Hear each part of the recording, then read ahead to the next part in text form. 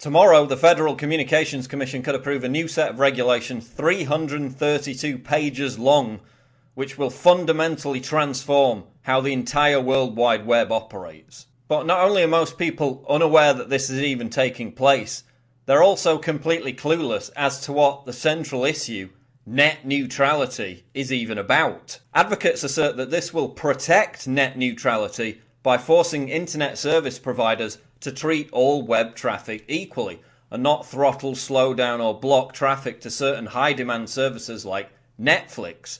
That's the essence of net neutrality. But here's the thing, this is not even an issue anymore.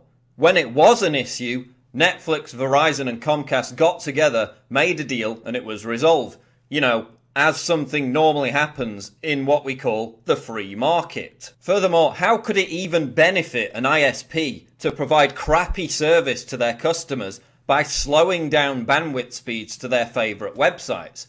You know, we have something called competition, capitalism. Maybe you've heard of it. If an ISP was suicidal enough to do this, they would be out of business in a hurry. So why is the FCC moving in complete secrecy to fix a problem that doesn't exist? Because this vote would reclassify the internet as a utility under Title II of the Telecommunications Act. This is the Trojan horse for internet censorship that the Obama administration has trialed and failed to implement via cybersecurity for years. This is the White House's Department of the Internet. So what could this reclassification under Title II mean for free speech on the web? Well, it could mean that website owners are forced to get a government license to operate on the internet. It could mean state approval for you to exercise free speech on the web.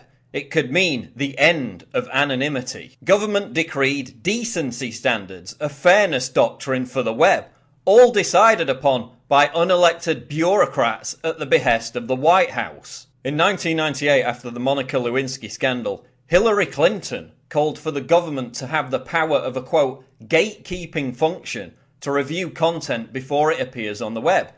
So guess who's enthusiastically thrown her support behind net neutrality? The internet is going to run at the speed of government under this new regulatory system. We're handing the people who gave us the train wreck of healthcare.gov the power to oversee the World Wide Web. I guess we're just going to have to trust them to keep their word, right?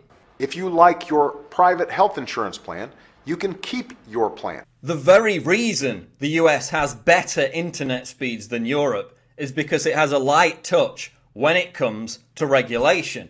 More regulation under net neutrality equals less investment, less innovation, and slower speed. And aside from all these arguments, no matter which side you support, why is the FCC's 332-page plan still completely secret? Why can't we even see what's in it? But we have to pass the bill so that you can find out what is in it. FCC Commissioner Ajit Pai has seen what's inside. He says it's, quote, a monumental shift towards government control of the internet. It gives the FCC the power to micromanage virtually every aspect of how the internet works. It also opens the door for billions of new taxes on ISPs that will be passed on to consumers. President Obama's plan to regulate the internet is hidden from public view. In fact, the American public is not going to be able to see it until the FCC actually adopts it in 3 weeks. But it's not just Republicans who are opposing the measure. The Electronic Frontier Foundation says that this gives the government, quote, boundless authority to regulate the internet for whatever it sees fit. Why aren't the millions of young people who derailed Soper and Pippa screaming bloody murder over this? In fact, the vast majority of them seem to be blithely supporting it.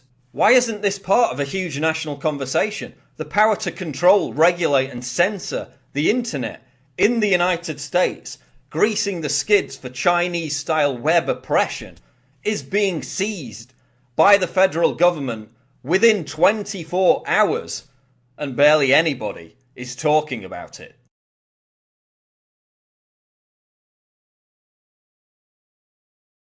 Check out the other videos, subscribe to the channel. I'm Paul Joseph Watson for Infowars.com.